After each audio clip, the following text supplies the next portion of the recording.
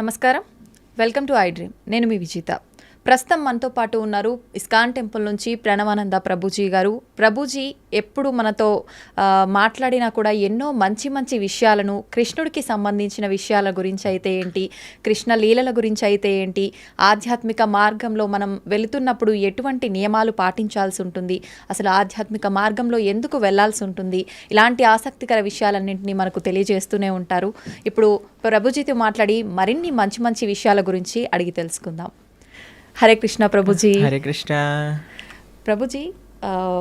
ఆధ్యాత్మిక మార్గం వైపు వెళ్తే మనకు అన్ని రకాలుగా బాగుంటుంది, భగవంతుడి దగ్గరికి మనం వెళ్ళొచ్చు, మోక్షం పొందొచ్చు అని చెప్పి మాట్లాడుకుంటూ ఉంటాం.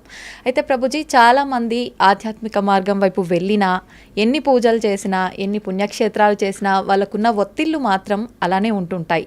మరి భగవంతుడి సేవలో ఉన్నప్పుడు, భగవంతుడి మార్గంలో ఉన్నప్పుడు ఒత్తిళ్ళు ఎందుకు ఉంటాయి? విముక్తి పొందాలి కదా ప్రభుజీ వాటి నుంచి. ఒక విషయం చెప్తాను మీకు. భగవంతుడి యొక్క సేవ వేరు, కోరికలతో భగవంతుడికి చేసే పూజలు వేరు. ఓకే. మనకి ఒత్తిడి పోవాలి అని అంటే ఫస్ట్ మన మనసులో ఉండే భారాలు ఏవైతే ఉన్నాయో అవి తగ్గించుకోవాలి. మీకు ఒక చిన్న విషయం చెప్తాను, అప్పుడు మీకు అర్థమవుతుంది. అలెగ్జాండర్ ది గ్రేట్ భారతదేశానికి వచ్చినప్పుడు ఒక సాధువు ఒంటిపైన బట్టలు కూడా లేవట, ఇలా కూర్చొని ధ్యానం చేస్తూ ఆనందంగా నిమగ్నం అయిపోయి ఉన్నారనమాట. అయితే ఈ సాధువు అలెగ్జాండర్ని చూసి నించోని కూడా నించోలేదట. అయితే ఆయనకు చాలా కోపం వచ్చింది. అదేంటి, నేను ఇంత పెద్ద రాజును వస్తే నించోవట్లేదేంటి అని ఆయన ఏం చేశారు, ఒక వ్యక్తిని పంపించారు. ఆయన నించోమని చెప్పు అని అన్నారనమాట. ఆయన వెళ్ళారు. నేను ఎందుకు నించుంటా అని అన్నాడు. ఈయన హాయిగా అలా మళ్ళీ తపస్సు చేసుకుంటున్నాడు అనమాట. అలెగ్జాండర్ స్వయంగా వచ్చారు ఆయన దగ్గరికి. వచ్చి ఆయనతో అన్నారట, అయ్యా నా దగ్గర ఇంత సామ్రాజ్యం ఉంది, అయినా సరే నాకు భారంగా ఉన్నది, నీ దగ్గర బట్టలు కూడా లేవు, అయినా సరే నువ్వు ఇంత ఆనందంగా ఎలా ఉన్నావు, ఇంత ఆనందం నీ ముఖంలోనే కనిపిస్తూ ఉంది, ఎందుకింత వర్చస్సు, ఎందుకింత తేజస్సు, ఎందుకింత ఆనందం నీ దగ్గర ఉంది అని అడిగారట. అయితే ఈయన అన్నారట, ఒక చిన్న రాయి, ఇంతే రాయి కింద నుంచి తీసుకొని అలెగ్జాండర్ అన్నారట, ఇది నువ్వు పట్టుకోవచ్చా? అయితే అలెగ్జాండర్ అన్నారట, ఇంత చిన్న రాయి పట్టుకోవటంలో నాకేముంది, పట్టుకుంటాను, ఇవ్వండి అని చేతిలో పెట్టాడు. అలానే పట్టుకొని ఉంచు అని అన్నారట. ఇలా పట్టుకున్నారు. గంట సేపు అయింది, 2 గంటలు అయింది, 3 గంటలు అయింది. అలా టైం పెరుగుతూ ఉండేసరికి ఆయన చేతి మొత్తం కూడా ఎంత హెవీగా అనిపించిందంటే అంత హెవీగా లాస్ట్ కింద పడేశారు. అమ్మో నేను ఇంకా పట్టుకోలేను, అదేంటి ఇంత చిన్న రాయి నేను పట్టుకుంటాను, అచ్చేస్తా ఇంచేస్తాను అన్నావు కదా, ఇప్పుడేమైంది అని అంటే, అమ్మో చాలా కష్టం, చాలా కష్టం. చూసారా, ఒక చిన్న రాయే కొద్దిసేపటి తర్వాత ఎంత భారంగా మారిపోయింది మనకి. కానీ మనము భగవంతుడి దగ్గరికి ఎందుకు వెళ్తున్నాము? అయ్యా నాకు కొత్త కారు కొని ఇచ్చేసేయి, నాకు కొత్త ఇల్లు కొని ఇచ్చేసేయి, నాకు తొందరగా పెళ్ళి అయిపోవాలి, నాకు పిల్లలు కలగాలి, నాకు ఇంత ఆస్తి రావాలి, నాకు అది కావాలి, ఇది కావాలి అని ఇంకా భారాలు అడగడానికి మనం భగవంతుడి దగ్గరికి వెళ్ళామనుకోండి, ఎప్పుడు మనం ప్రశాంతంగా ఉండలేం. కానీ అదే స్వామి నిస్వార్థమైన ప్రేమతో, భక్తితో, భక్తి వేరు, కోరికలు కోరటం వేరండి. ఎప్పటి వరకైతే మనం భగవంతుడి నుంచి కోరికలు కోరుతామో అది భక్తి కాదు. అంటే మనసులో ఎటువంటివి లేకుండా నిస్వార్థమైన భావనతో, భగవంతుడి పట్ల ప్రేమతో కానీ మనం వెళ్తే అటువంటి వాడు ఎన్నటికీ కూడా ప్రశాంతత లేకుండా ఉండలేడు. ఆయనకి తప్పక ప్రశాంతత ఉంటుంది. ఎవరైతే నిస్వార్థమైన ప్రేమనే మనకి ప్రశాంతత, మీరు అంటున్నారు కదా, ఆ సాటిస్ఫాక్షన్ అనేది ఇస్తుంది. ఒక ఆయన అంటే చాలా తీర్థయాత్రలు చేస్తూ ఉండేవారట. చాలా తీర్థయాత్రలు చేస్తుంటే ఎందుకోసం చేసేవాళ్ళు, మాకు ఇది అయిపోవాలి, మాకు అది అయిపోవాలి, మాకు ఇది జరిగిపోవాలి, మాకు అది జరిగిపోవాలి అని తీర్థయాత్రలని చేస్తూ, అక్కడికి వెళ్తే పుణ్యం వస్తుందట, ఇక్కడికి వెళ్తే పాపం పోతుందట, దీంతో చేస్తుండే. అయితే వాళ్ళ గురువుగారు చాలాసార్లు చెప్పారు, నాన్న ఈ భావనతో వెళ్ళకు, అక్కడుండే భగవంతుడి యొక్క దర్శనం చేసుకోవడానికి వెళ్ళు, అక్కడ సాధువుల దగ్గర నుంచి మాటలు వినడానికి వెళ్ళు, ఆ క్షేత్రానికి సేవ చేయడానికి వెళ్ళు అని అంటే ఈయనకు అర్థం కాదు. నేను వెళ్ళాలి, మునగాలి, అన్ని దర్శనాలు చేసుకోవాలి, ఎందుకంటే పుణ్యం వచ్చేస్తుంది, పుణ్యం వచ్చేస్తుంది, పుణ్యం వచ్చేస్తుంది. అయితే ఈ గురువు గారు ఒకసారి ఏం చేశారంటే, ఒక కాకరకాయ ఇచ్చారట. కాకరకాయ ఇచ్చి, నాన్న నువ్వు వెళ్ళే పుణ్యక్షేత్రాలు అన్నింటిలో కూడా ఎక్కడెక్కడైతే నువ్వు స్నానం చేస్తావో అక్కడ అల్లా కూడా ఈ కాకరకాయకి స్నానం చేయించు అని అన్నారట. సరే అని మొత్తం ప్రతి క్షేత్రాన్ని గంగా, యమున, గోదావరి, కావేరి అన్నిట్లో స్నానం చేసి తీసుకొచ్చారట. వచ్చి మళ్ళీ ఆశ్రమానికి తిరిగి వచ్చేసరికి ఆ గురువు గారు అన్నారట, నాన్న ఈ కాకరకాయని కొద్దిగా ముక్కలు చేసి కొద్దిగా వండు అని అనేసరికి వండి చూసేసరికి ఆ కాకరకాయ చేదుగానే ఉంది. కాబట్టి దాని యొక్క గుణం పోయిందా? గంగలో స్నానం చేసాం, యమునలో స్నానం చేసాం, పోలేదు కదా. ఎప్పటి వరకైతే మనం నిజమైన ఆధ్యాత్మిక మార్గము అని అంటే ఏమిటి? శ్రవణం కీర్తనం విష్ణు స్మరణం పాద సేవనం అర్చనం వందనం దాస్యం సాఖ్యమాత్మ నివేదనం. ఈ నవవిధ భక్తి మార్గాలలో మనం ఉండమో అప్పటి వరకు మన హృదయ శుద్ధీకరణ అనేది జరగదు. ఎంతవరకైతే మన హృదయ శుద్ధీకరణ అనేది జరగదో అప్పటి వరకు మనకు ప్రశాంతత ఉంటుంది అనమాట. అలాంటి తీర్థయాత్రకి వెళ్ళటం తప్పని చెప్పట్లేదండి. ఏ భావనతో వెళ్ళాలి? సేవా భావనతో వెళ్ళాలి. ఏ భావనతో వెళ్ళాలి? భగవంతుడి పట్ల ప్రేమతో వెళ్ళాలి. ఏ భావనతో వెళ్ళాలి? అక్కడ నుంచి ఏం నేర్చుకోవచ్చు, ఏం తెలుసుకోవచ్చు అనే భావనలోకి వెళ్ళాలి. కానీ ఏదో పుణ్యం వచ్చేసేయాలి, పాపం పోవాలి, ఏదో సైట్ సీయింగ్గా ఇలా వెళ్తే ఏం ప్రయోజనం లేదు. ఇప్పుడు చూడండి, ఏ క్షేత్రాలకు వెళ్ళినా మనం 4 ధామ్లో చూస్తూ ఉన్నాం. అందరు కూడా కెమెరాలు పట్టుకొని రికార్డింగ్స్ చేయడానికి, వ్లాగింగ్స్ చేయడానికి వెళ్తున్నారట. అవును ప్రభు. కేదార్నాథ్, బద్రీనాథ్ ఇలాంటి క్షేత్రాలన్నిటికీ కూడా బృందావనంలో అందరు రీల్స్ చేయడానికి వెళ్తున్నారు. ఇలా చేస్తే మనకి భక్తి ఎటువంటి ప్రయోజనం రాదండి. ఇంకా మనల్ని కర్మబంధంలో ఇంకా చిక్కుకుంటాం, కానీ మనం చర్మబంధం వీడలేము. కానీ ఎప్పుడైతే మనం సాధువుల దగ్గర నుంచి శ్రద్ధగా వింటామో, ఎప్పుడైతే మంచి విషయాలు స్మరిస్తామో, ఎప్పుడైతే చక్కగా జపం చేస్తామో భగవన్ నామాన్ని, ఎప్పుడైతే భాగవత రామాయణాదులు చదువుతామో అప్పుడు నిజమైన శుద్ధీకరణ అనేది జరుగుతుంది. అప్పుడు నిజమైన ఒత్తిడి, స్ట్రెస్ అని ఏవేవో అంటున్నాం కదా, అవన్నీ పోతాయి. ఆనందంగా మనం భగవంతుడి దగ్గర ఉండొచ్చు. ఓకే ప్రభుజీ, కొంతమంది అనుకుంటారు నేను భగవంతుడి ధ్యాసలోనే ఉండాలి, ఆయన మొత్తం ఆయనకే అంకితం అయిపోవాలి అంటే కుటుంబ వ్యవహారాల్లో ఉంటుంటారు, కానీ ఎక్కువగా నేను ఆధ్యాత్మికం వైపు నడవాలి అనుకుంటున్నాను అనుకున్నా కూడా మనసు అనేది ఏకాగ్రత ఉండదు. అటువంటి వారు ఏం చేయాలి ప్రభుజీ? ఇలాంటివన్నీ గొడవలైనాక నెక్స్ట్ మూమెంట్ అనిపిస్తుంది నిజంగానే. తర్వాత అయిపోయాక అంతా బాగుంది దేవుడి పక్కన మనము మన సంసారంలో ఉంటాం. అవునవును, దీన్ని శ్మశాన వైరాగ్యము అని అంటారు. కాబట్టి దీంతో పనికి రాదండి. మనము to start with regular spiritual practice ఉండాలి. మనం ఏమనుకుంటామంటే ఇప్పుడు నేను మొత్తము కూడా ఈ సంసారంలో ఉంటాను, ఒక సమయానికి సంసారానికి పులి స్టాప్ పెట్టేసి మొత్తం ఆధ్యాత్మికం అయిపోతాను.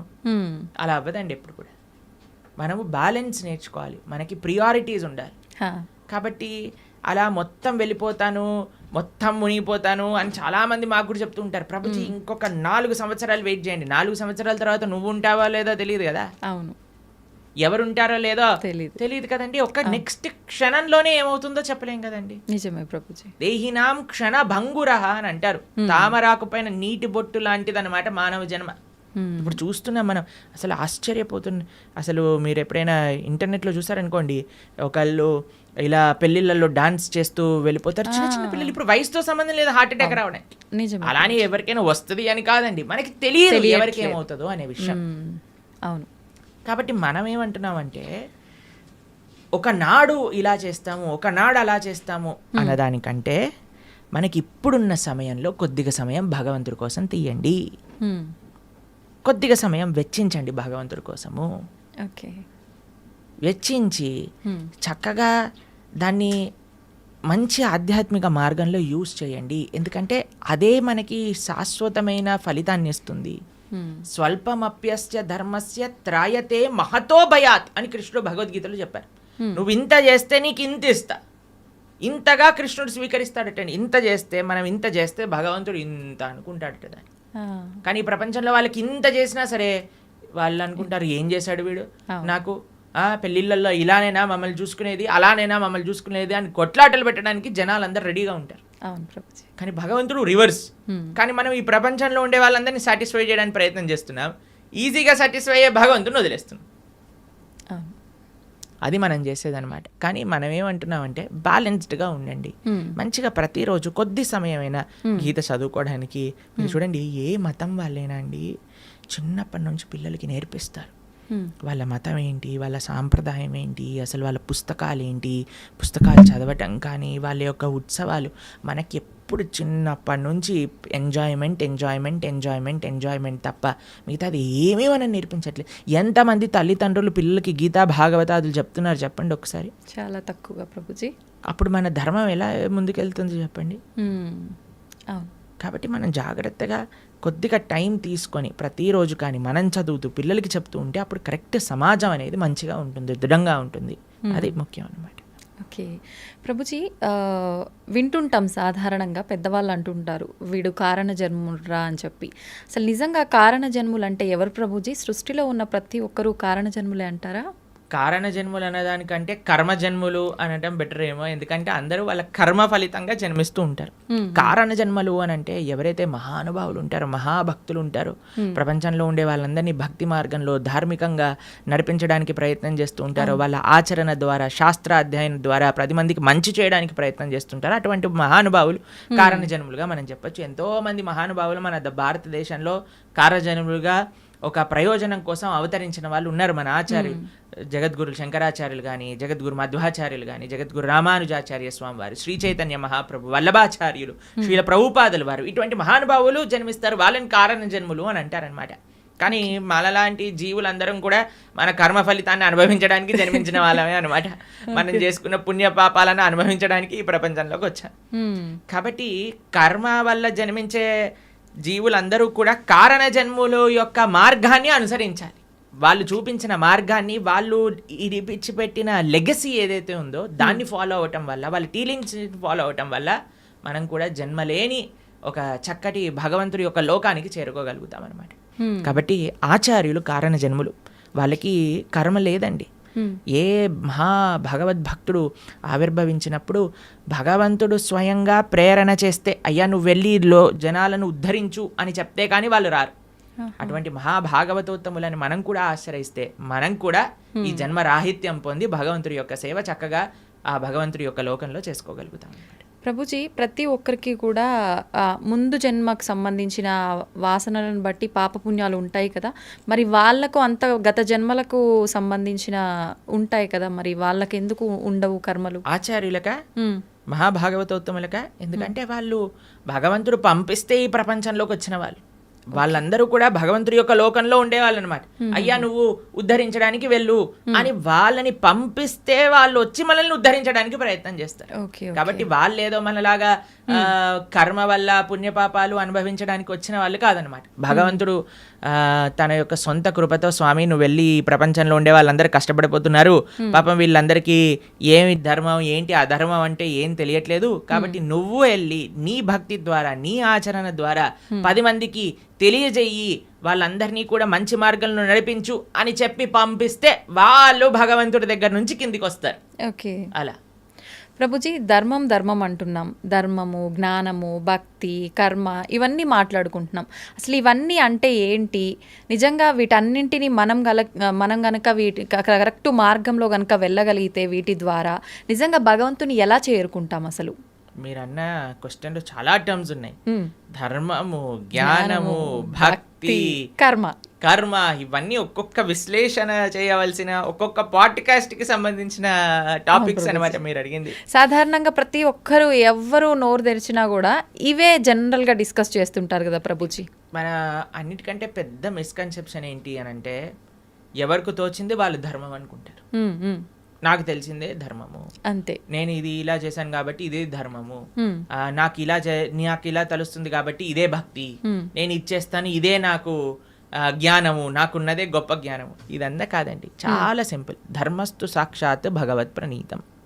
ధర్మం అంటే భగవంతుడు చెప్పింది. భగవంతుడు ఏం చెప్పాడు, ఎక్కడ చెప్పాడు మీకు తెలుసా? తెలీదు. భగవంతుడు అసలు ఏం మాట్లాడారు, అసలు ఏం చెప్పారు అనే విషయం తెలుసా మనకి? భగవంతుడు చెప్పింది భగవద్గీత. మనకి బేసిక్ ధర్మం. ఎవరైనా అనుకున్నారనుకోండి, అరే నాకు మన సనాతన ధర్మంలో చెప్పిన ధర్మం ఏంటి తెలుసుకుందాము అని అనుకుంటే వాళ్ళు అసలు ఏం చదవాలి? భగవద్గీత చదవాలి ప్రభుజీ. భగవద్గీత కంపల్సరీగా చదవాలి మన సనాతన ధర్మంలో. ఎందుకంటే అది ప్రస్థానత్రయములో ఒక పుస్తకం. అన్నిటికంటే మెయిన్ ఫిలాసఫికల్ అండర్స్టాండింగ్, అసలు ధర్మం అంటే ఏమిటి అని తెలుసుకోవడానికి, సనాతన ధర్మం అంటే ఏమిటి తెలుసుకోవడానికి భగవద్గీత తప్పకుండా అధ్యయనం చేసి ఉండాలి. ఎంతమంది హిందువులు భగవద్గీత చదివిన వాళ్ళు ఉన్నారు చెప్పండి? ఎంతమంది అధ్యయనం చేసిన వాళ్ళు ఉన్నారు చెప్పండి? చాలా మందికి ఇంట్రెస్ట్ ఉందండి. ఎందుకంటే కాలం వాళ్ళైతే చదువుతుంటారు. మీరు అలా అనుకుంటున్నారు. మేము ఇప్పుడు భగవద్గీత నేర్పిస్తున్నప్పుడు 3rd క్లాస్ పిల్లల నుంచి 10th క్లాస్ పిల్లల వరకు ఎంతోమంది పిల్లలు కూడా భగవద్గీత పూర్తిగా అధ్యయనం చేయడానికి రెడీగా ఉన్నారు, చేస్తున్నారు కూడా, ఎగ్జామ్స్ కూడా రాస్తున్నారు. పిల్లలు నోట్బుక్ పెట్టుకొని భగవద్గీత నోట్ డౌన్ చేసుకుంటుండే పిల్లలు చాలామంది మన దగ్గర ఉన్నారు. మా యూట్యూబ్ ఛానల్లో మేము భగవద్గీత చెప్పినప్పుడు సుమారుగా 10 లక్షల మంది వీక్షించారు. కాబట్టి ఉన్నారు జనాలు, కానీ ఆ అవేర్నెస్ ఇంకా పెరగాలి. అవును, భగవంతుడు చెప్పింది ధర్మం కానీ ఇక్కడ అక్కడ చెప్పింది ధర్మం కాదు, వీడు వాడు చెప్పింది ధర్మం కాదు, భగవంతుడు చెప్పిన ధర్మానే మనం మాట్లాడాలి. ఇప్పుడు మీరు అడగచ్చు, ప్రభుజీ మరి మీరు చెప్పింది ఎందుకు మేము వినాలి? ఎందుకంటే భగవద్గీతలో చెప్పినది మాత్రమే, భాగవతాది శాస్త్రములలో చెప్పినది మాత్రమే మేము ప్రస్తావన చేస్తాం. మా సొంతంగా ఒక్కటి కూడా అటు ఇటు కల్పించి చెప్పామనుకోండి, అది ధర్మం అవ్వదు అనమాట. ధర్మం అంటే భగవంతుడు చెప్పింది ధర్మము, అది చెప్పేవాళ్ళు ధార్మికులు, దాన్ని ఆచరించే వాళ్ళు ధార్మికులు. ఇది ముఖ్యమైన విషయం అనమాట. కాబట్టి ధర్మం అంటే ఏంటి? భగవంతుడు చెప్పింది ధర్మం, భగవంతుడు ఏమి చెప్తే అది ధర్మము. ఓకే. తర్వాత రెండవ విషయం మీరు అడిగారు, ఏంటి? జ్ఞానం. జ్ఞానం అంటే ఏంటి? భగవంతుడు గురించి తెలుసుకోవటమే జ్ఞానం. ఎవరైతే భగవంతుడి గురించి తెలుసుకుంటారో, భగవంతుడు చెప్పింది భగవద్గీత అనుకున్నాం, మరి భగవంతుడి గురించి తెలుసుకోవాలంటే ఏ పుస్తకం చదవాలి? భాగవతం చదవాలి. భాగవతం భగవంతుడి గురించి చెప్పేది, భగవద్గీత భగవంతుడు చెప్పినది. ఈ రెండూ కానీ మనం చదువుకున్నాం అనుకోండి, మనకి భగవంతుడు అంటే ఏమిటి, అసలు భగవంతుడు మనల్ని ఎందుకు సృష్టించారు, అసలు మన కర్తవ్యములేంటి, భగవంతుడిని ఎలా పొందాలి, భగవంతుడికి మనకి ఉండే సంబంధం ఏంటి, అన్ని విషయాలు అర్థమైపోతాయి అన్నమాట. కాబట్టి జ్ఞానము ధర్మము ఈ రెండు మనం విన్నాం. తర్వాత మూడవది మీరు అడిగినారు భక్తి. భగవంతుడిని చేరే మార్గమే భక్తి. భగవంతుడిని చేరుకోవడానికి ఎన్నో మార్గాలు ఉన్నాయి. అన్నిటికంటే సులభమైనది, అన్నిటికంటే శ్రేష్టమైనది, అన్నిటికంటే ఆనందకరమైనది, అన్నిటికంటే సులభమైనది, అన్నిటికంటే మహోన్నతమైనది ఏదన్నా ఉంటే అది భక్తి మార్గము. తర్వాత లాస్ట్ మీరు అడిగింది కర్మ. మనం చేసే దాన్ని అన్నిటికీ కూడా మనకి రివర్స్లో మరి చేసిన దాన్ని వస్తుంది. ఇది బేసిక్ డెఫినేషన్. కర్మ ఈజ్ వెరీ కాంప్లికేటెడ్, కానీ మనం చేసిన దాని నుంచి మనం తప్పించుకోలేము. ఇది గుర్తుపెట్టుకోవాలి. మనం చేసిన పుణ్యము మనకు వస్తుంది, మనం చేసే పాపము మనకు వస్తుంది, మనం చేసిన భక్తి యొక్క సుకృతి కూడా మనతో పాటు ఉంటుంది. ఇది అర్థం చేసుకోవటం కర్మ. ఇది చాలా డీప్ విషయాలు. మళ్ళీ ఎప్పుడైనా మనకి సమయం ఉన్నప్పుడు కర్మ గురించి, జ్ఞానం గురించి, భక్తి గురించి, అలానే ధర్మం గురించి ఇంకా మనం డీప్గా డిస్కస్ చేసుకోవచ్చు అనమాట. ప్రభుజీ, భక్తి అంటున్నాం. అసలు భక్తి అంటే భగవంతుడికి శరణాగతి చేయడమే అంటారా ప్రభుజీ? సర్వధర్మాన్ పరిత్యజ్య మామేకం శరణం వ్రజ. కరెక్ట్. భక్తి అంటే భగవంతుడికి శరణాగతి చేయడం. అసలు శరణాగతి అంటే ఏంటి? స్వామి నీవు నచ్చింది చెయ్యి, నీకు నచ్చింది, నీకు ఏది కరెక్ట్ అనిపిస్తే అది చెయ్యి. ఒక బేసిక్ ఆస్పెక్ట్ ఆఫ్ శరణాగతి ఏంటి అని అంటే భగవంతుడి పట్ల మనం డిమాండ్ చేయకూడదు, నాకు ఇది మంచిది ఇదే చేయాలి నువ్వు.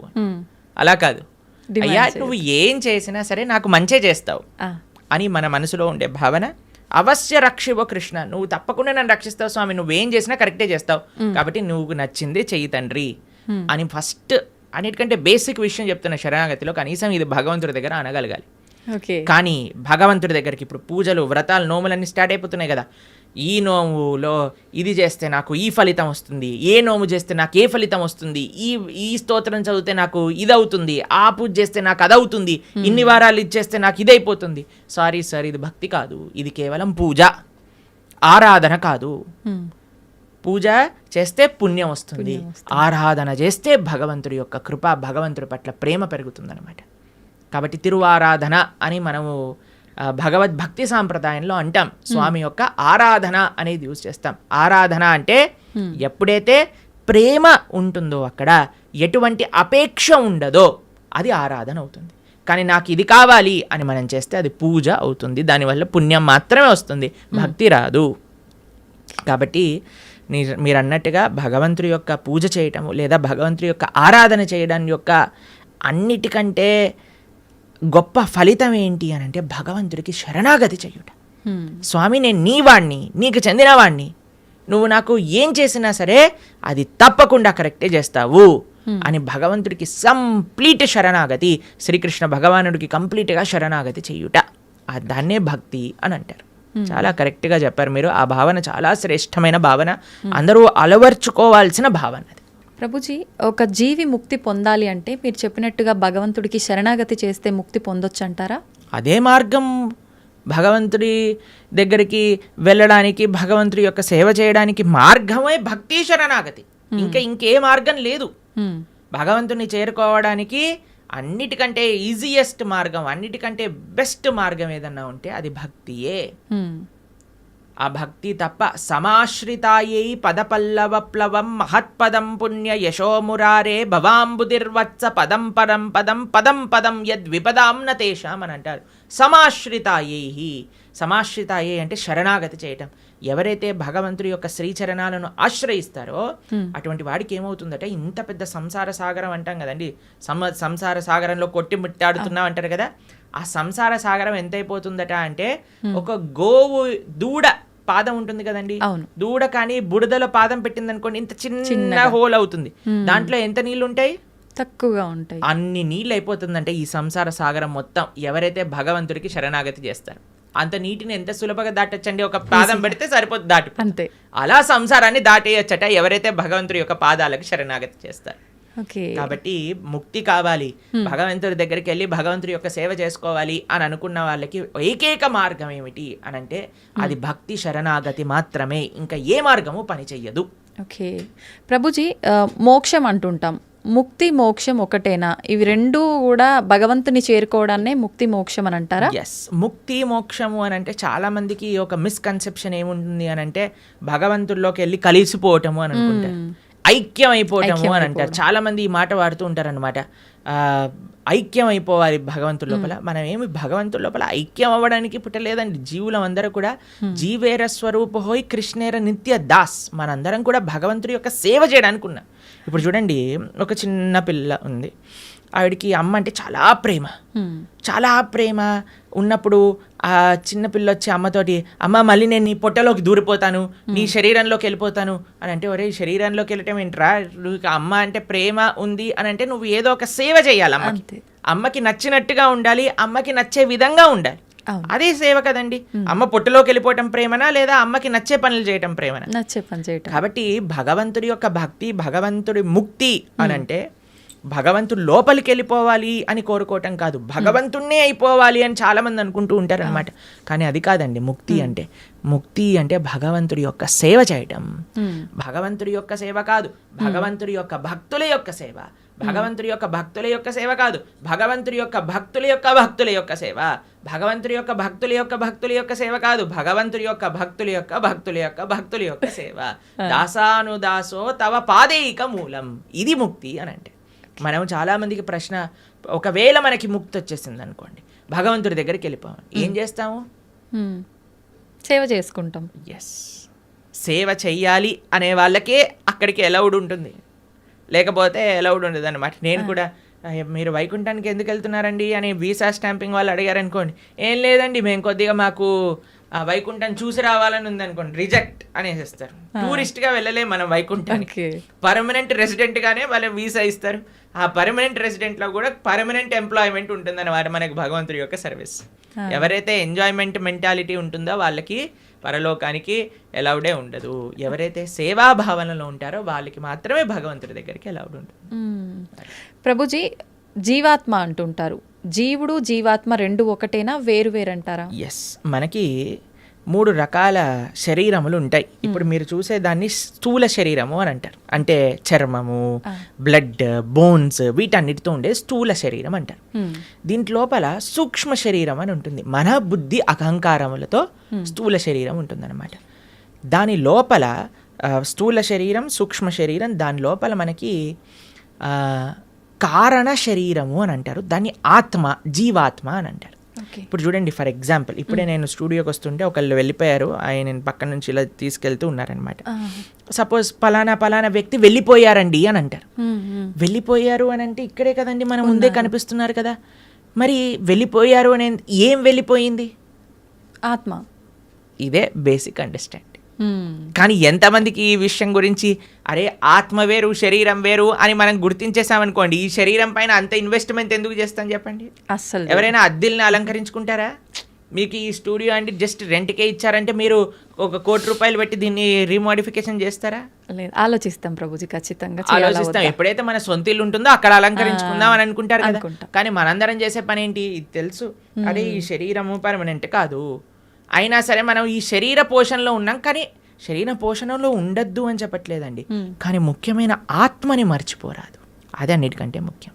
జీవాత్మ మనము అని అంటే ఇప్పుడు చూడండి, ఇది నా చెయ్యి అంటాం, నా చెయ్యి, నా షర్ట్, నా వాచ్, నా తల, నా కళ్ళు. మరి నువ్వెవరు? నా నా నా నా అంటున్నావు కదా, మరి నువ్వెవరు అని కానీ మనం ప్రశ్న చేసుకుంటే మనకు తెలుస్తుంది మనం ఈ శరీరం కాదు. శరీరం అయితే మరి ఆ వ్యక్తి అలానే ఉన్నాడు కదా, వెళ్ళిపోయారు అని ఎందుకు అంటున్నారు? జీవులం మనం, మనందరం కూడా ఆత్మ, అదే జీవాత్మ అంటారు. కేవలం ఈ మూడే కాదండి, ఇంకొక ఆయన కూడా మన శరీరంలో ఉన్నారు, ఆయన పరమాత్మ. మన హృదయంలో, హృదయ స్థానంలో ఇద్దరుంటారు వ్యక్తులు, జీవాత్మ, పరమాత్మ, ఇద్దరు. జీవాత్మ ఎప్పుడైతే పరమాత్మను తెలుసుకొని పరమాత్మకు శరణాగతి చేసి పరమాత్మ సేవ చేస్తారో దాన్నే ముక్తి మోక్షము అనేది. కాబట్టి జీవుడు జీవాత్మ రెండు ఒకటే, జీవాత్మ ఒకళ్ళు, పరమాత్మ ఒకళ్ళు. పరమాత్మని తెలుసుకోవటమే జీవుడి యొక్క లక్ష్యం. ప్రభుజీ, ఒకసారి ఆత్మ శరీరాన్ని విడిచి వెళ్ళిన తర్వాత మళ్ళీ ఎంత కాలం పడుతుంది మళ్ళీ ఒక జీవిలో రావటానికి? ప్రాణం అంటే ఏమంటారు, అది ఒక కస్టమైజ్డ్ ప్రాసెస్ అన్నమాట. అది ఎవరికి ఎంతసేపు వాడు నరకంలో ఉంటాడో, ఎంతసేపు స్వర్గంలో ఉంటారో, ఎంత తొందరగా, అవన్నీ ఇంకా మనం చెప్పలేం. చాలా కాంప్లికేటెడ్ కర్మ సిద్ధాంతం అంటే. దానికి ఏం స్పెసిఫిక్ పారామీటర్స్ లేవు, మనతో అయినప్పుడే మనకు తెలుస్తుంది ఎన్ని రోజులు ఉన్నాం, మనం ఎక్కడ ఉన్నాం అనేది.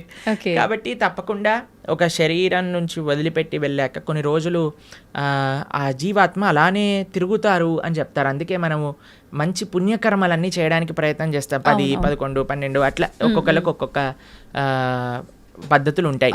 దాని తర్వాత వాళ్ళు అక్కడ నుంచి స్వర్గాది లోకములకు, నరకాది లోకములకు వెళ్ళి వాళ్ళ పాప పుణ్యాలన్నీ అనుభవించి మళ్ళీ ఇంకొక శరీరంలోకి దాల్చడానికి ఈ భూలోకంలోకి రావాల్సి వస్తుంది. లేదు, ఆయన చాలా భాగవతోత్తముడు, భగవంతుడికి శరణాగతి చేసి భక్తి చేసిన వాళ్ళు, పుణ్యంతో సంబంధం లేదు, పాపంతో సంబంధం లేదు, సాయిగా యత్గత్వా నా నివర్ధంతే తద్ధామ పరమమ్మ, భగవంతుడి యొక్క లోకానికి చేరుకున్నారనుకోండి, ఇంకా మళ్ళీ పుట్టాల్సిన అవసరం లేదు, పుణ్యము లేదు, పాపం లేదు, ఏ గోల లేదు, ఆనందంగా భగవంతుడి యొక్క సేవలో ఉండొచ్చు. మన సనాతన ధర్మంలో మీరు అర్థం చేసుకోవాల్సినవి 3 ఉన్నాయండి. ఏంటి ప్రభుజీ? ఒకటి పాపం, అంటే మనం చేసే తప్పుడు వాటికి వచ్చే ఫలితాన్ని పాపము అని అంటారు. 2 పుణ్యం, మనం చేసే మంచి పనులకి మనకి రిటర్న్గా వచ్చేది పుణ్యం. ఇంకొకటి 3వది ఉందండి, దాన్ని భక్తి అని అంటారు. భక్తి పుణ్యానికి సంబంధం లేదు, పాపానికి సంబంధం లేదు, ఇది సపరేట్ బ్యాంక్ అకౌంటే. ఎప్పుడైతే మనం ప్రేమతో భగవంతుడిని ఆశ్రయిస్తామో అది పుణ్యం కాదు, అది భక్తి సుకృతి అంటారు, భక్తోన్ముఖ సుకృతి అని అంటారు. ఎవరైతే భక్తి చేస్తారో అటువంటి వాళ్ళు నా స్వర్గానికి వెళ్ళరు, నా నరకానికి వెళ్ళరు, వాళ్ళు వెళ్ళేది భగవంతుడి యొక్క లోకానికి. స్వర్గానికి వెళ్ళినా, నరకానికి వెళ్ళినా, ఇంకా ఏ దేవత యొక్క ప్రపంచానికి వెళ్ళినా సరే, లోకానికి వెళ్ళినా సరే, కృష్ణుడు భగవద్గీతలో చెప్తారు, ఆ బ్రహ్మ భువనాలోక పునరావృత్తినో అర్జున. ఇక్కడ నుంచి బ్రహ్మలోకం అంటే అన్నిటికంటే టాప్ మోస్ట్ లోకం అనమాట. అక్కడ వరకు వెళ్ళిన వాళ్ళు కూడా మళ్ళీ పుట్టాల్సిన అవసరం ఉంటుంది. ఎప్పుడైతే మాముపేత్యత్తు కౌంతయ్య, నన్ను ఆశ్రయించిన వాళ్ళు, ఎవరు చెప్తున్నారు నన్ను అని అంటే కృష్ణుడు అర్జునుడితో చెప్తున్నారు, నన్ను ఆశ్రయించిన వాళ్ళకి మళ్ళీ పుట్టుక అనేది ఉండదు అనే విషయం చెప్తున్నారు. కాబట్టి మనం పుణ్యం పైన ఫోకస్ చేయకూడదు, పాపం పైన ఫోకస్ చేయకూడదు, మనం భక్తి పైన ఫోకస్ చేయాలి. ఇది పర్మనెంట్ సొల్యూషన్ అనమాట. ఓకే ప్రభుజీ, భక్తి వేరు, భగవంతుణ్ణి తెలుసుకోవడం వేరా ప్రభుజీ? 2 ఒకటేనా? భక్తి మార్గంలో మొట్టమొదటి అడుగు శ్రవణం, అంటే భగవంతుడి గురించి తెలుసుకోవడం. ప్రహ్లాదుని హిరణ్యకశిపుడు అడుగుతారు, అయ్యా నువ్వు స్కూల్కి వెళ్ళావు కదా, బోర్డింగ్ స్కూల్, హాస్టల్కి వెళ్ళావు కదా, ఏం నేర్చుకున్నావు అని అంటే, శ్రవణం కీర్తనం విష్ణు, శ్రవణం అని అంటే భగవంతుడి గురించి వినటము. భక్తి అంటే ఏదో పూజలు చేసేసి, ఇక్కడ నుంచి 1000 పూలు పట్టుకొచ్చేసి, ధూపాలు వేసేసి, నోములు ఇచ్చేసి, లక్ష పూలలతో పూజ చేసేసి, ఒక లీటర్ల అభిషేకాలు చేసి, ఇది కాదండి భక్తి అంటే. భక్తి అంటే భగవంతుడి గురించి వినటం. ఇది ఎవరు చెప్తున్నారు? పరమ భక్తుడైన ప్రహ్లాదుడు చెప్తున్నాడు. ఫస్ట్ ప్రాసెస్ ఏంటి? శ్రవణం, భగవంతుడి గురించి వినటం. ఏం వినాలి? గీత, భాగవత, రామాయణ అసలు అన్నీ ఏదైతే భగవంతుడి గురించి చెప్తారో వాటిని వినాలి. శ్రవణం, కీర్తనం, దాని తర్వాత మనం చేయాల్సింది జపం. చూడండి ఆయన ఏం ప్రాసెస్లో చెప్తున్నారు, ప్రియారిటీ వైజ్ చెప్తున్నారు అనమాట. శ్రవణం కీర్తనం విష్ణో, ఎవరికి చేయాలి ఇది? భగవంతుడైన నారాయణుడు విష్ణువుకి చేయాలి. శ్రవణం కీర్తనం విష్ణు, స్మరణం పాదసేవనం, స్మరిస్తూ ఉండాలి. మనం విన్నది స్మరిస్తూ స్మరిస్తూ స్మరిస్తూ ఉంటే అప్పుడు మనకి భగవంతుడి పట్ల ప్రేమ పెరుగుతుంది. అప్పుడు మనం భగవంతుడి యొక్క ఆరాధన చేసామనుకోండి, ప్రేమతో ఆరాధన చేయగలుగుతాం. లేకపోతే ఎప్పుడు మనసులో ఈ కోరిక ఈ కోరిక ఈ కోరిక ఈ కోరిక కోరిక గుర్తొచ్చినంత భగవంతుడు గుర్తురాడు. నిజమే ప్రభుజీ. ఎప్పుడైతే మనం శ్రవణం కీర్తనం భగవంతుడి గురించి వింటామో, భగవంతుడి యొక్క నామాన్ని జపం చేస్తామో, అప్పుడు మనం ఆరాధన చేసేటప్పుడు మన మనసు భగవంతుడి పైన ఉంటుంది. కాబట్టి అందరూ కూడా ఫస్ట్ వ్రతాలు నోములు పూజలు చేసేయడానికి పరిగెత్తుతూ ఉంటారు. కానీ దాటికంటే ఫస్ట్ ఇనీషియల్ స్టెప్స్ ఏంటి అని అంటే, ఇప్పుడు చూడండి, ఒక ఫస్ట్ ఫ్లోర్కి ఎక్కాలి అని అంటే మనం లాంగ్ జంప్ చేసేసి ఎక్కిస్తామా? ఒకసారి దూకామనుకోండి, ఆయనతో కాళ్ళు చేతులు విరిగిపోతాయి అంతే. మెల్లమెల్లగా ఎక్కామనుకోండి, కరెక్ట్ పాత్లో మనం వెళ్తూ ఉండొచ్చు అనమాట. అందుకే ఫస్ట్ స్టెప్ ఏంటంటే భగవంతుడి గురించి వినండి, భగవంతుడి గురించి వినండి, భగవంతుడు గురించి స్మరించండి, భాగవత రామాయణాదులు ఏం చెప్పారో తెలుసుకోండి అని. అందుకే ఇన్ని గంటలు మనం యూట్యూబ్లలో వీటిలలో చెప్పేది ఎందుకు అని అంటే, జనాలు వినడానికి. వింటే వాళ్ళకి భగవంతుడి గురించి తెలిస్తే మంచి భక్తి మార్గంలో ముందుకెళ్తే అది జీవుడి యొక్క పరమశ్రేయస్సుకి కారణం అవుతుంది. ఓకే ప్రభుజీ, ఒక మంచి భక్తుడిగా ఉండాలి అంటే ఫస్ట్ చేయాల్సింది మీరు చెప్పినట్టుగా భగవంతుడి గురించి వినడమే అంటారా? కరెక్ట్. శ్రవణం కీర్తనం ఫస్ట్ ప్రాసెస్ ఏంటి అంటే శ్రవణం. మనం వినడానికి ప్రయత్నం చేయాలి. ఎవరి నుంచి వినడానికి ప్రయత్నం చేయాలి? ఎవరైతే శాస్త్ర అధ్యయన చేసిన మంచి భక్తులు ఉన్నారు. ఇప్పుడు చూడండి, మార్కెట్లో ఎవరు పడితే వాళ్ళు చెప్పడానికి రెడీ అయిపోయారు. ఇది ఇలా చెయ్యి, ఆ చిట్కా ఇలా చెయ్యి, ఈ పరిష్కారం ఇలా చెయ్యి. అసలైతే ఎంత అసలు ఆశ్చర్యం అనిపిస్తుంది అంటే, కొన్నిసార్లు మాకు వీడియోలు పంపిస్తే అసలు ఇలాంటి వ్యక్తుల్ని ఎలా వినగలుగుతున్నారు జనాలు అని అనిపించేటట్టుగా ఆశ్చర్యపడిపోతాం అనమాట. ఎందుకంటే భాగవత మన శాస్త్రాలు చెప్పే విషయం వేరు, వీళ్ళు చెప్పే విషయాలు వేరు. ఒకడు తలపైన చేయబెడతానంటాడు, ఒకడు ఇంకొక మాయ చేస్తానంటాడు, ఇంకొకడు మ్యాజిక్ చేస్తానంటాడు. మాయలు మ్యాజిక్ కావాలంటే మీరు మ్యాజిక్ షోకి వెళ్ళండి కదా, దేవుడి దగ్గరికి ఎందుకు రావాలి? ఆధ్యాత్మిక గురువు మాయలు మ్యాజిక్లు తంత్రాలు యంత్రాలు తలపైన చేయబెట్టాలు అవన్నీ చేయరండి.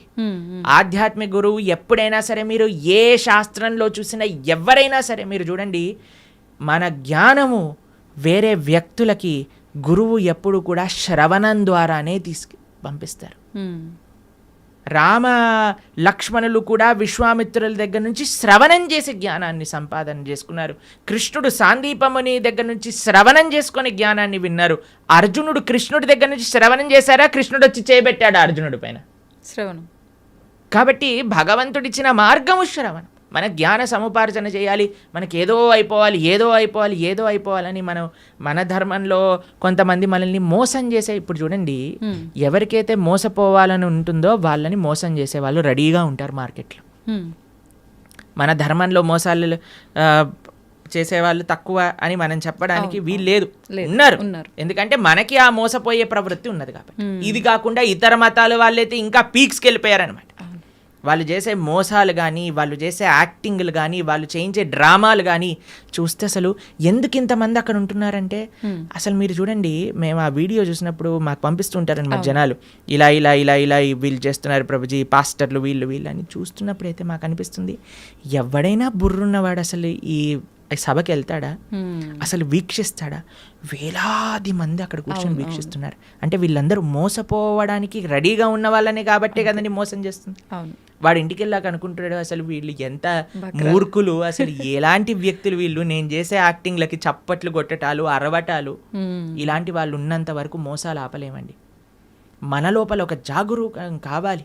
నేను శాస్త్రాన్ని నమ్ముతా, భగవంతుడి యొక్క తత్వాన్ని అధ్యయనం చేస్తా, కానీ మ్యాజిక్ల వల్ల ఏమంటాం, మీరు చేతులు పెట్టడాల వల్ల, ఏవో సృష్టించటం వల్ల, ఏదో మన జీవితంలో ఏదో మంచి జరిగిపోవటం వల్ల, దానివల్ల ఏది వచ్చే ప్రయోజనం లేదండి. ఈరోజు మంచి జరుగుతుంది, రేపేం జరుగుతుంది? జీవుడి యొక్క పరమశ్రేయస్సు భగవంతుడి గురించి తెలుసుకోవటం. మనందుకే మేము ఎక్కడికి వెళ్ళినా మొత్తుకునేది ఒకటే విషయం, ఇవన్నీ యొక్క ట్రాప్లో పడకండి. మన మానవ జన్మ ఎన్నో సంవత్సరాల తర్వాత మనకి రేర్గా దొరికిన ఈ అవకాశాన్ని మంచి మార్గంలో ఉపయోగించుకోండి అనే మేము అందరం ప్రార్థన చేస్తూ ఉంటాం అందరికీ కూడా. ఎందుకంటే మాకు అనిపించేది ఏంటి అంటే పాపం ఇలాంటి వాళ్ళ ట్రాప్లలో పడే వాళ్ళు చెడ్డవాళ్ళు కాదండి. అవును భగవంతుడి గురించి తెలుసుకోవాలి అనుకుంటే కదా వాళ్ళు ఇలాంటి బాబాల దగ్గరికి లేదా అవును అవును ఇలాంటి వ్యక్తుల దగ్గరికి వెళ్ళేది. కానీ మేము అనుకునేది ఏంటి అంటే మంచి మార్గం కానీ వాళ్ళు తెలుసుకోగలిగితే వాళ్ళ జీవితం పండిపోతుంది. అవును ప్రభుజీ. మన శాస్త్రం ఏం చెప్తుందో తెలుసా, ఇలాంటి చెడు వ్యక్తుల వల్ల వెళ్ళే వాళ్ళ పరిస్థితి ఎలా ఉంటుందట అంటే సగం మింగిన కప్పలాగా ఉంటుందట. పాము ఒక పెద్ద కప్పని పట్టేసుకుంటుంది. ఎంత పెద్దగా ఉంటుందంటే ఆ కప్ప లోపలికి మింగలేదు, బయటికి వదలలేదు. అలాంటి పరిస్థితులు చిక్కుకుపోతారు. కాబట్టి మీ అందరికీ మేము చేసే ప్రార్థన ఏంటి అంటే ఎవరైతే శాస్త్రాన్ని అధ్యయనం చేశారో, శాస్త్రపరంగా శాస్త్ర సమ్మతంగా మాట్లాడతారో, ఎవరైతే వైదిక సనాతన ధర్మాన్ని ఆచరిస్తూ ఉన్నారో, ఇప్పుడు ఏంటంటే అండి కలియుగంలో ఎంతోమంది దేవుళ్ళని మ్యానుఫ్యాక్చర్ అయిపోయారు. ఎక్కడ చూసినా వీడి దేవుడు అంటాడు, వాడి దేవుడు అంటాడు, అందరినీ దేవుళ్ళు అనటం ప్రారంభం చేశాం. కానీ ఒక్క విషయం, భగవంతుడు అనేవారు ఎవరైనా ఉంటే అది వేదములు ప్రతిపాదన చేసిన వారు మాత్రమే. కాబట్టి శాస్త్రీయంగా ఎవరైతే ప్రామాణికంగా దైవము అని చెప్పారో వాళ్ళ గురించి తెలుసుకోవటం శ్రేయస్సు. ఆ శాస్త్రీయమైన గ్రంథాలను అధ్యయనం చేయడం శ్రేయస్సు. కానీ మొన్న ఒక 50 సంవత్సరాల ముందో 70 సంవత్సరాల ముందో పుట్టిన గ్రంథాలని మనం చదవాల్సిన అవసరం లేదు. మనం చదవాల్సిన ఏదైనా వాంగ్మయం ఉంటే అది వ్యాసుడిచ్చిన వాంగ్మయం మాత్రమే. అది చాలా ముఖ్యం. ఓకే ప్రభుజీ, మీరు చెప్పినట్టుగా అంటే వీటన్నింటినీ చదువుకుంటూ భగవంతుడి గురించి వింటూ అలా ఉంటే నిజంగా భగవంతుడి అనుగ్రహం పొందొచ్చు అంటారా? గుళ్ళకి పుణ్యక్షేత్రాలకి వెళ్ళకపోయినా కూడా భగవంతుడి యొక్క అనుగ్రహం పొందాలి అని అంటే భగవంతుడు చెప్పినట్టు నడుచుకోవాలి. మీకు ఒక విషయం చెప్తాను. మీకు మీ పిల్లలు ఉన్నారనుకోండి, మిమ్మల్ని చాలా బాగా చూసుకుంటూ మీరు చెప్పిన పని ఏమీ చేయకపోతే మీకు ఆనందం వేస్తుందా? లేదా మిమ్మల్ని బాగా చూసుకుంటూ మీరు చెప్పిన పనులన్నీ కూడా చేస్తే బాగా ఆనందం వేస్తుందా? లేదా మిమ్మల్ని బాగా చూసుకోకపోయినా జస్ట్ మీరు చెప్పిన పనులన్నీ చేస్తే బాగా ఆనందం వేస్తుందా? బాగా చూసుకోవాలి, చెప్పింది వినాలి, అప్పుడే ఆనందంగా ఉంటుంది కదా. అదే మనం చేయాలి. భగవంతుడు చెప్పినట్టుగా నడుచుకోవాలి, భగవంతుడి యొక్క ఆరాధన చేయాలి. అది నిజమైన మంచి జీవుడు లేదా మంచి సనాతన ధర్మానికి చెందినవాడు చేసే పని.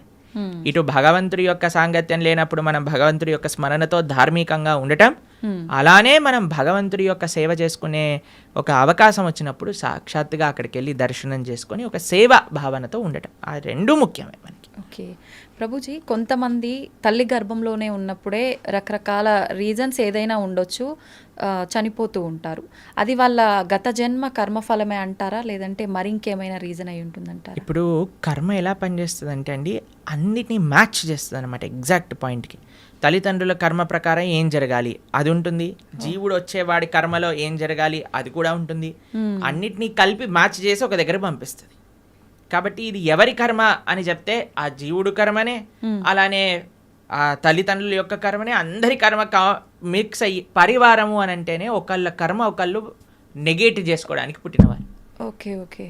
కాబట్టి ఇప్పుడు ఈ జన్మలో భార్యాభర్తలు పిల్లలు ఎలా వచ్చారండి, ఎవరు చూస్ చేశారండి, మాకు ఎవరు పిల్లలు పుడతారని ఎలా మనం ఎలాంటి ప్రభావంతో మీరు ఎవరికైతే రుణం ఉందో, ఎవరైతే మిమ్మల్ని పోయిన జన్మలో పెంచారో వాళ్ళకి మీరు మళ్ళీ పిల్లలుగా పుట్టారనుకోండి, వాళ్ళని పెంచి ఆ రుణం పోతుంది అనమాట.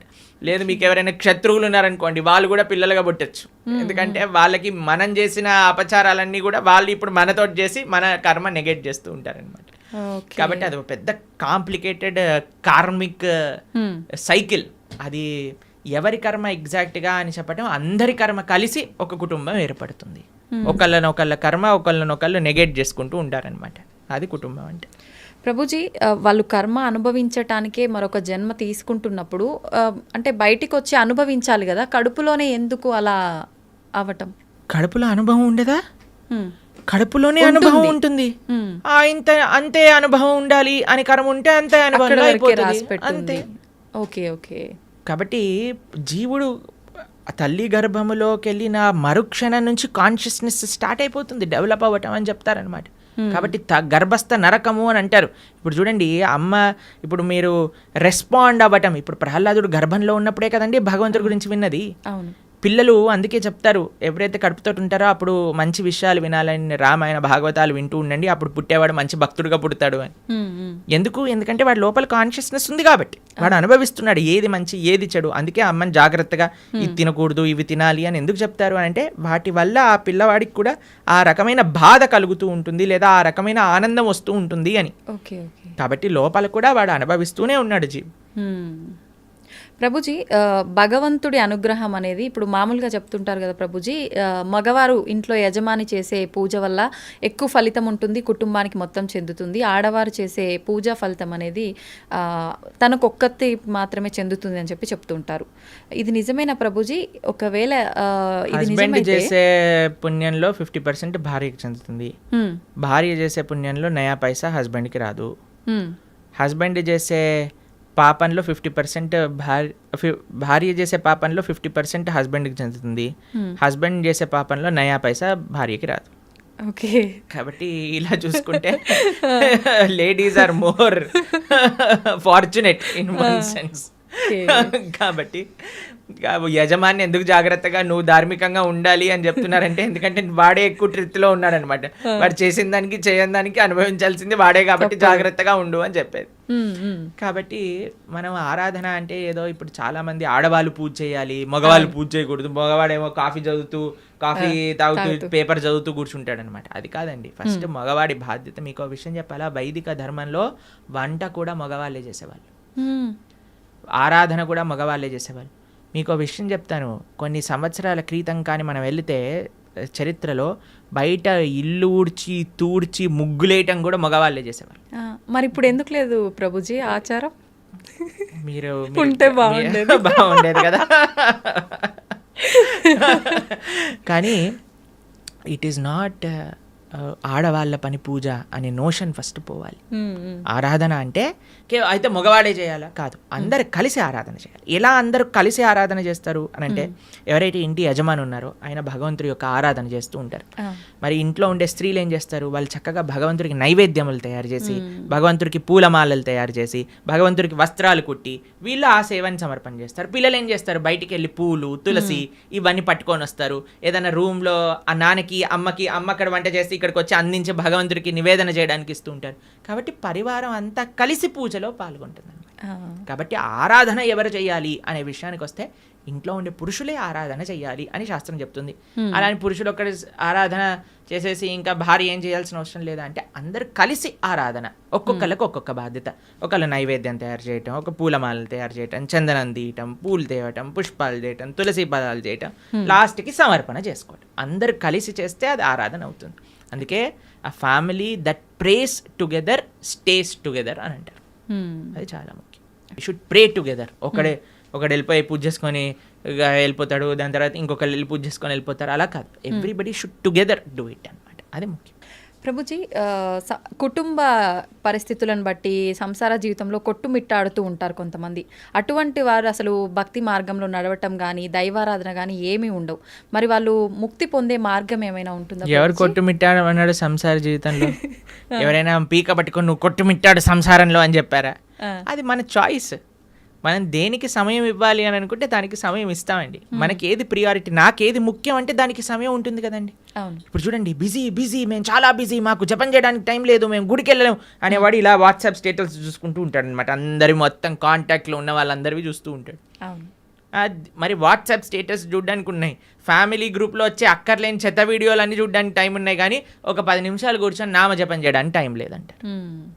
కాబట్టి ఇది జస్ట్ అన్ ఎక్స్క్యూజ్. ఎవ్వరు కూడా ఈ ప్రపంచంలో నాకు టైం లేదు అని చెప్పలేరు. టైం లేదు అని అంటే నీ ప్రియారిటీస్ రాంగ్. నీకు ఈ జీవితంలో ఈ శరీరానికి ఎంతైతే ఇస్తున్నావా నువ్వు, అంతే నీ ఆత్మకు కూడా ఇవ్వాలి అని నీకు తెలిసినప్పుడు, దాన్ని ప్రియారిటీగా పెట్టుకున్నప్పుడు సమయం ఏర్పడుతుంది తప్పకుండా. కాబట్టి ఎవ్వరూ మనల్ని ఫోర్స్ చేయట్లేదండి కొట్టుమిట్టాడు సంసారంలో అని. మనమే కాంప్లికేటెడ్గా చేసుకుంటున్నాం.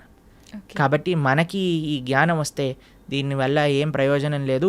నా భక్తి, నా ధర్మము, నా దేశము, నా సనాతన ధర్మం గురించి మనం కూడా కొద్దిగా ఆలోచన చేస్తే అప్పుడు మన జీవితం బాగుంటుంది, ఈ దేశ భవిష్యత్తు కూడా బాగుంటుంది. ప్రభుజీ, చాలామంది కష్టాలు ఎక్కువగా ఉన్నాయి, ఇంకా నేను తట్టుకోలేను, ఇంకా నాకు అసలు వేరే దారే లేదు అని చెప్పి ప్రాణం తీసుకుంటూ ఉంటారు, ఆత్మహత్యలకు పాల్పడుతూ ఉంటారు. అలా చాలామంది ప్రాణాలు కోల్పోయి కుటుంబం ఇబ్బందులు పడే వాళ్ళు కూడా చాలామంది ఉన్నారు ప్రభుజీ. అటువంటి వారికి మీరు ఇచ్చే ఆత్మహత్య చేసుకోవాలి అనుకుంటున్న వాళ్ళకి ఒక న్యూస్ చెప్తాను. మీరు ఏదైతే బాధతో చనిపోవాలి అని అనుకుంటున్నారో ఇప్పుడు కానీ చనిపోతే దానికి 1,000,000 రెట్లు అయ్యి మరి జన్మలో ఆ బాధ అనుభవించాల్సి వస్తుంది. ఎన్ని రెట్లు? 1,000,000 రెట్లు. ఇప్పుడే నువ్వు భరించలేదు అని అనుకుంటే 1,000,000 రెట్లు అయ్యాక భరించే అవకాశం లేదు కదండి. కాబట్టి యూ కెనాట్ ఎస్కేప్. ఆత్మహత్య మహాపాతకం. ఎటువంటి పాతకము అని అంటే దానికి ఎటువంటి ఇంకా ఏం చేయలేమన్నమాట. అది మహాపాతకంలో మహాపాతకం. అటువంటి వాడు నరకంలో చాలా ఘోరమైన పరిస్థితులు అనుభవించాల్సి వస్తుంది. మరజన్మలో ఎత్తినప్పుడు 1,00,00,000,000 రెట్లు ఎక్కువ బాధ ఆ జీవుడికి అదే పరిస్థితిలో వస్తుంది అనమాట. కాబట్టి తస్మాత్ జాగ్రత్త. ఇప్పుడు చూడండి, ఎవరైనా తాళం చేయి తయారు చేశారంటే దానికి తాళం చేయి లేకుండా తయారు చేయరు కదండి. అలాంటి తాళం ఎక్కడైనా చూసారా? మన ప్రతి ప్రాబ్లంకి సొల్యూషన్ ఉంటుంది, ఓపికతో ఎతకాలంతే. కాబట్టి ఐ అండర్స్టాండ్ చాలామంది కాంప్లికేటెడ్ సిచ్యువేషన్స్లో ఉంటారు, కానీ మీరు ధైర్యంగా భగవంతుడి పైన నమ్మకంతో మీరు ప్రయత్నం చేయండి. ఎటువంటి సిచ్యువేషన్ దీనికి సొల్యూషన్ లేదు ఇంకా అనేది ప్రపంచంలో భగవంతుడు తయారు చేయలేదు. మీరు ధైర్యంతో ఉండండి, భగవంతుడు మీతో ఉన్నాడు, మంచి జరుగుతుంది. ఎప్పుడు కూడా ఆత్మహత్య లాంటి విపరీత డిసిజన్స్ మాత్రం తీసుకోకండి. ప్రభుజీ, మీరు అన్నారు అటువంటి పరిస్థితి నుంచి బయటపడే అవకాశం ఉంటుంది, జాగ్రత్తగా ఆలోచించండి. నిజంగా ఆలోచించేంత వీలు ఆ క్షణంలో ఉండదు అనే చెప్పాలి. నిజంగా మనం అంటే వద్దు, మనం ఇలాంటి ఎందుకు లేదు అని అంటే, ఎందుకంటే పిల్లలకి మనం చెప్పట్లేదు కాబట్టి. పిల్లలకి మనం జీవితంలో నుంచి సక్సెస్ ఫస్ట్ రావాలి, 90% ఎక్స్ట్రా, ఐఐటి సీట్ కావాలి, మెడిసిన్లో సీట్ కొట్టాలి. ఎవరైనా చెప్తున్నారా ఏం పర్వాలేదు నాన్న, నువ్వు ఫోటోగ్రఫీ చేసినా పర్వాలేదు, నువ్వు యాంకర్ అయినా పర్వాలేదు అని చెప్తారా పిల్లలకి ఎవరైనా? లేదు.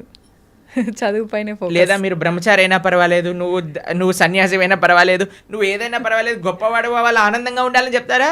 ఇవి అసలే డబ్బులు సంపాదన చేయాలి. డబ్బులు సంపాదిస్తే మంచి భార్య వస్తుంది, మంచి భార్య వస్తే మంచి కట్నం వస్తుంది, మంచి కట్నం వస్తే మంచి విలాసంగా ఉంటారు. దీంతో పిల్లల్ని పెంచామనుకోండి, వాడికి ఇది అయిపోతే నా జీవితం ఫెయిల్యూర్ కదా.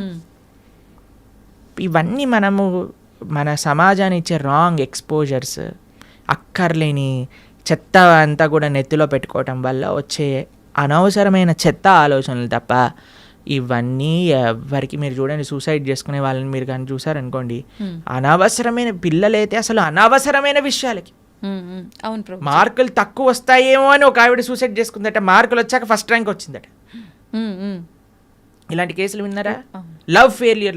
అలాంటి లవ్ ఫెయిలియర్ వాళ్ళందరినీ నాకే అనిపిస్తుంది వీళ్ళు నిజంగా చచ్చిపోయే వాళ్ళని కాదు, వీళ్ళని నిజంగా తల్లిదండ్రులే బాగా గుణపాఠం నేర్పించాలని. చిన్న పిల్లలండి, 10th క్లాస్ పిల్లలు, ఇంటర్మీడియట్ చదివే వాళ్ళు, ఇంజనీరింగ్ చేసేవాళ్ళు. వాళ్ళకి డబ్బులన్నీ ఎందుకు పిల్లలకి ఎందుకు పంపిస్తున్నామండి? మనం ఏమన్నా లవ్వులలో ఉండమని పంపిస్తున్నారా, లేదా బాధ్యతాయుతంగా చదువుకొని ముందుకెళ్ళాలని పంపిస్తున్నారా? అవును ప్రభుజీ, చదువుకో. కాబట్టి ఇవన్నీ ఎందుకు పిల్లల లోపలికి ఈ ప్రేమ, ఈ ఇన్సెక్యూరిటీస్, ఇవన్నీ ఎందుకు వచ్చాయి అని అంటే మనకుండే రాంగ్ ఎక్స్పోజర్. సినిమాలు, సీరియళ్ళు, ఎక్కడ పడితే అక్కడ చెత్త కదండి మనం చూసేది. ఆ చెత్త అంతా ఉన్నప్పుడు చెత్త ఆలోచనలే వస్తాయి. దాన్ని ఇంగ్లీష్లో good in good out, bad in bad out principle అంటారట. Good in good out. మనకి ఏదైతే మంచి ఆలోచనలు ఉన్నాయో, మంచి ఆలోచనలు కానీ, మంచి దృశ్యాలు కానీ, మంచి సాంగత్యం కానీ మనకు ఉందనుకోండి, మంచి ఆలోచనలు వస్తాయి. ఏ కష్టం వచ్చినా సరే, అయ్యా ఏదో ఒక కష్టం ఉన్నా సరే తండ్రి, it is common for everybody, కాబట్టి బయటకు వస్తాయి. ఎందుకంటే సినిమాలలో కష్టాలు చూపించరు కదండి. సినిమాలలో ఏం చూపిస్తారు? అంతే శుభం హ్యాపీ కార్డ్ వేసేస్తారు అనమాట లాస్ట్కి. హి లివ్డ్ హ్యాపీలీ ఫర్ ఎవర్. కానీ తర్వాత తెలుస్తుంది పెళ్ళి అయ్యాక సార్ నిజం బాధలు స్టార్ట్ అవుతాయని పెళ్ళిళ్ళలో సినిమాలలో చూపిస్తారా? వాడు ఏదో ప్రేమ ఇది చేసేసుకుంటాడు, తర్వాత లాస్ట్కి విలన్ తోటి ఫైటింగ్ అయిపోతుంది, ఇద్దరు పెళ్లి చేసుకుంటారు, హ్యాపీ అయిపోతుంది. పెళ్ళి అయ్యాక ముందుంది ముసల పండగ, అది తెలియదు కదా వీడికి. అవును.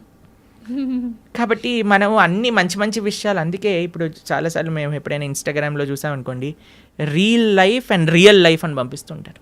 రియల్ లైఫ్ అంతా బాగానే ఉంటుందండి, అందరూ కూడా మీరు స్క్రీన్ పైన చూసి అది చేస్తూ ఇది చేస్తూ వాళ్ళు ఇంత వీళ్ళు ఇంత అని. కానీ ప్రతి ఒక్కళ్ళ జీవితంలో బాధలు ఉన్నాయి, ఇది ఫస్ట్ అర్థం చేసుకోవాలి. మనకొక్కడికే బాధ ఉంది, ఈ ప్రపంచం అంతా ఆనందంగా బ్రతుకుతున్నారు అనే అపోహ నుంచి బయటికి రావాలి. ఈ అపోహ ఫస్ట్ మనకు ఉండకూడదు. అందరూ బాగున్నారు, నేను ఒక్కనే బాధపడుతున్నా, అది కాదయ్యా. అందరూ నువ్వు బయటికి వెళ్ళినప్పుడు ఎలా అయితే ఆనందంగా నటిస్తున్నావో అందరూ అలానే నటిస్తున్నారు.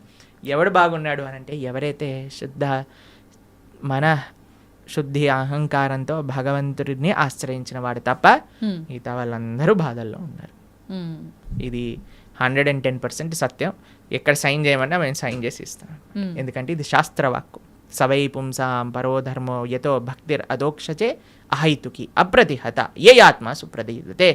ప్రశాంతత కావాలి అంటే భగవంతుని ఆశ్రయించాలి. There is no other way out. ధన్యవాదాలు ప్రభుజీ, మంచి విషయాలు తెలియజేశారు.